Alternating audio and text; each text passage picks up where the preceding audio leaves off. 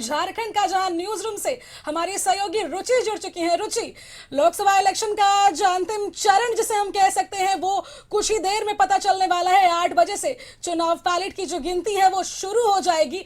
आपने भी चुनाव को काफी नजदीक से सर्वे किया है, कई जगह गई हैं आप। झारखंड के 14 लोकसभा सीटों की बात करें तो सभी जगह आपने सर्वे किया है। क्या कुछ रिपोर्ट सामने आ रहा है, रुचि दर्शकों को बताइए।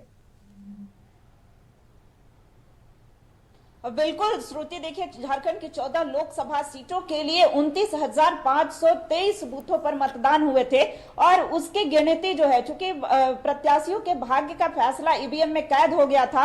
हालांकि देखिए 8 बजे से मतगणना केंद्र में गिनती शुरू होगी, लेकिन सबसे पहले पोस्टल बैलेट में पड़े मतों की गिनती होगी और उसके बाद यानी कि 8:30 बजे से जो ईवीएम में पड़े वोट थे, यानी कि ईवीएम में जो कैद है प्रत्याशियों के भाग्य का फैसला, उसकी गिनती जो है वो शुरू हो जाएगी। बता दें कि 14 लोकसभा सीटों के लिए 14 संसदीय क्षेत्र में मतगणना केंद्र बनाए गए हैं और पूरी सुरक्षा व्यवस्था के साथ पूरे पुख्ता इंतजाम किए गए हैं ताकि कहीं से कोई सुरक्षा में चूक ना हो, पूरी निष्पक्षता रहे। ऐसे में देखिए चुनाव आयोग ने पहले ही तैयारी पूरी कर ली है और इसके लिए देखिए जिन्हें भी जिम्मेवारी दी गई है पार्टी की तरफ से भी, वो भी जो है पूरी सतर्कता बरतते हुए यानी कि वो वहां मतगणना केंद्र पर पहुंच चुके हैं। और ऐसे में बात करेंगे 14 लोकसभा सीट की, तो कई ऐसी सीटों पर इंडिया गठबंधन और एनडीए के प्रत्याशियों के बीच कांटे की टक्कर है। लेकिन कल की रात जो है वो भारी पड़ी है। कल की रात नींद नहीं आई होगी कई प्रत्याशियों को और देखिए आज उन्हें इंतजार रहेगा। जैसे जैसे राउंड में काउंटिंग होगी, रुझान जो है 9:30 बजे से आने शुरू हो जाएंगे।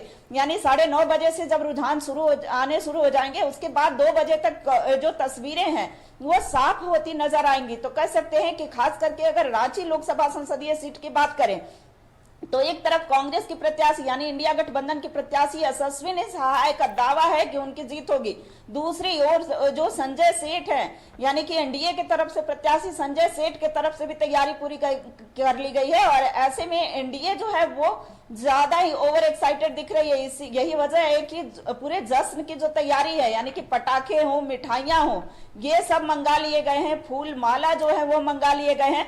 तो जश्न की तैयारी जो है वो पूरी हो गई है। हालांकि देखिए इंडिया गठबंधन जो है दूसरी ओर कई ऐसी हॉट सीट है, यानी कि अगर दुमका की बात करें, खूंटी की बात करें या फिर चाहे बासा की सिंहभूम की बात करें, तो ये हॉट सीट जो है वो उस पर नजर होगी, झारखंड की जनता की नजर होगी खास करके। और आज 4 जून का जो दिन है वो काफी अहम रहने वाला है। सभी जो है टीवी स्क्रीन को देख रहे हैं, कोई मोबाइल फोन देख रहे हैं, तो ऐसे में कशिश न्यूज का भी प्रयास होगा कि सबसे पहले झारखंड हो या बिहार हो, सबसे पहले जो रिपोर्ट है यानी सबसे पहले जो रिजल्ट है वो हम अपने दर्शकों को बताएं। जी श्रुति। बिल्कुल रुचि, कशिश न्यूज की ये रहेगा कि हम सबसे पहले अपने दर्शकों को सबसे पहली रिपोर्ट दें और कौन आने वाला है इसकी भी जानकारी दें। रुचि, जैसा कि अभी आपने बताया कि रांची में संसदीय क्षेत्र की बात कर ले तो यशस्विनी सहाय और एक तरफ संजय सेठ जो 2 बार से सांसद रह भी चुके हैं, तो रात भर नींद नहीं आई है। ये तो पूरे झारखंड और बिहार और पूरे देश की बात कर ले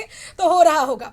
झारखंड की बात करें रुचि, तो आपने अभी रांची की बात कही, पर अगर अभी हम अपने सोशल हैंडल्स की बात करें यानी कि ट्विटर, इंस्टाग्राम, जो वेब हमें नजर आ रहा है, जितने भी लोग हैं या फिर हम बात कर ले जितने भी प्रत्याशी हैं 14 लोकसभा सीटों के, वो उन्होंने रात भर अपने सोशल इंस्टाग्राम या ट्विटर पर वो अपडेट देते रहे हैं कि हम मतगणना स्थल पर हैं, यहां पहुंचे हुए। तो रांची में क्या संजय सेठ और यशस्विनी सहाय भी कहीं किसी मतगणना स्थल पर दिखाई दिए? देखिए जो शेड्यूल तय किया गया है, जो संजय सेठ का शेड्यूल है, वो सुबह 8 बजे वो हनुमान मंदिर में पूजा करेंगे और उसके पश्चात वो मतगणना केंद्र पर पहुंचेंगे। यानी कि उनका जो शेड्यूल है, चूंकि देखिए एक्साइटमेंट तो है ही और जिस तरीके से जो एग्जिट पोल का सर्वे आया था उसे लेकर के एनडीए खेमा जो है वो काफी एक्साइटेड दिख रही है 14 लोकसभा सीटों में जो है। लेकिन ये है कि 14 लोकसभा सीटों में कौन सी ऐसी सीटें हैं जो फंस सकती है। भले ही एनडीए दावा कर रही थी कि 14 की 14 लोकसभा सीट हमारे पाले में आएंगी यानी कि हम जीतेंगे, लेकिन जो नतीजे सामने आए कि 8 से 10 सीटें आ सकती है, तो इसमें लग रहा है आखिर कौन से 4 सीट है जो वो लूज करने वाली हैं। देखिए, इंडिया गठबंधन का दावा है कि मैक्सिमम सीटें हम लाने जा रहे हैं, यानी कि 7-7 का भी आंकड़ा हो सकता है, 8-6 का भी हो सकता है। तो ऐसे में इंडिया गठबंधन भी दावे कर रही है। आपने बात की रांची लोकसभा संसदीय सीट की, तो इससे पहले भी 2019 में भी भारी मतों से सांसद संजय सेठ की जीत हुई थी, वो सांसद बने भी थे। लेकिन इस बार जो इंडिया गठबंधन के तरफ से मुद्दा रहा, महंगाई रहा, बेरोजगारी रहा, कई ऐसे मुद्दों को लेकर के जनता के बीच गई। तो देखिए, महंगाई कहीं ना कहीं जनता के बीच ये बातें घर की, और यशस्विनी सहाय को भी इस बार मतदान यानी कि मत पड़े हैं। तो ऐसे में चूंकि जिस दिन मतदान हो रहे थे उस दिन काफी करीब से जो कशिश के संवाददाता है उन सभी जगहों पर मौजूद थे। तो जैसे ईचागढ़ विधानसभा क्षेत्र है, तो ईचागढ़ विधानसभा क्षेत्र में सबसे ज्यादा मतदान हुए थे। तो ऐसे में कह सकते हैं कि वो कोर वोटर्स जो थे वो इंडिया गठबंधन के पक्ष में थे। तो ऐसे में यह कह पाना मुश्किल होगा, ये जो मिठाइयों की तैयारी है या पटाखे हैं, क्योंकि एग्जिट पोल जो है एग्जैक्ट पोल से डिफरेंट होता है। लेकिन यह देखने वाली बात होगी, क्योंकि दावा तो है कि एक बार फिर से नरेंद्र मोदी दिल्ली की सत्ता में काबिज होंगे, दिल्ली की सत्ता में बैठेंगे। लेकिन क्या झारखंड के 14 लोकसभा सीट को साधने में सफल होंगे? चूंकि प्रधानमंत्री नरेंद्र मोदी से लेकर के अमित शाह की बात की जाए, कई ऐसे केंद्रीय मंत्री जो हैं वो राजधानी रांची आ चुके हैं, रांची लोकसभा संसदीय क्षेत्र में दौरा किए हैं, रोड शो किए हैं। तो ऐसे में ये कहीं ना कहीं प्रभाव डाला है। रांची की जनता ने उन्हें मान सम्मान दिया है, अपना प्यार दिया है। लेकिन क्या यह देखने वाली बात होगी कि कितने अधिक मतों से इनकी जीत होती है? ये तो जैसे जैसे चूंकि 8 बजे अब से कुछ ही मिनट का समय बाकी रह गया है। नजर बनी रहेगी और हम अपने दर्शकों को भी लगातार अपडेट करते रहेंगे। आप बने रहिए हमारे साथ, और अमित सिंह भी हमारे साथ जुड़े हुए हैं। इस बीच अपने दर्शकों को बता दें कि बक्सर की सीट से एनडीए प्रत्याशी है मिथिलेश तिवारी, जिन्होंने अपने कार्यकर्ताओं से मुलाकात की। और देखिए, रात किसी को नींद नहीं आई तो कोई पूजा पाठ में भी लीन नजर आया। मिथिलेश तिवारी की बात करें तो मतगणना से पहले उन्होंने पूजा पाठ की है, भगवान का आशीर्वाद लेने के लिए पहुंचे, और इसके साथ ही क्या कुछ कहा है सुनवाते हैं। बड़े मार्जिन से एनडीए के उम्मीदवार पूरे बिहार में जीत रहे हैं। तेजस्वी यादव तो चुनाव के पहले ही जब बैठ गए व्हील चेयर पर, उनकी पार्टी का क्या हाल होगा सो आप समझ सकते हैं। कांग्रेस पार्टी कहीं थी नहीं, और हमको लगता है कि इन लोगों ने निर्दलियों के सहारे इस चुनाव को जीतने का मंसूबा बनाया था, जिसे जनता ने भांप लिया। और बक्सर की जनता ने तो ऐसा दवाई किया इन लोगों का अंतिम दिन, इन लोगों को पता चलेगा ईवीएम खुलेगा तब।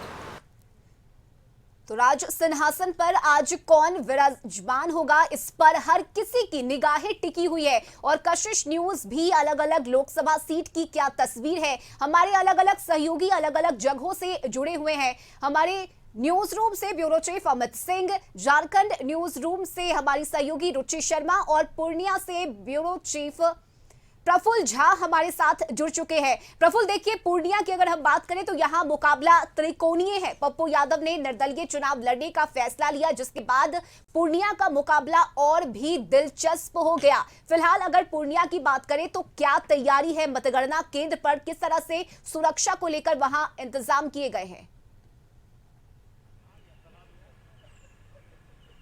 देखिए, यहाँ से 3 प्रत्याशी जो कह सकते हैं मैदान में थे। जदयू से संतोष कुशवाहा, निर्दलीय पप्पू यादव और महागठबंधन से बीमा भारती यहाँ पे मैदान में थी। और 26 अप्रैल को यहाँ चुनाव संपन्न हुआ था, और आज 4 जून को जो है मतगणना होना है। प्रशासन ने पूरी मुस्तैदी के साथ जो है मतगणना स्थल पर जो है वो तैयारी किया हुआ है।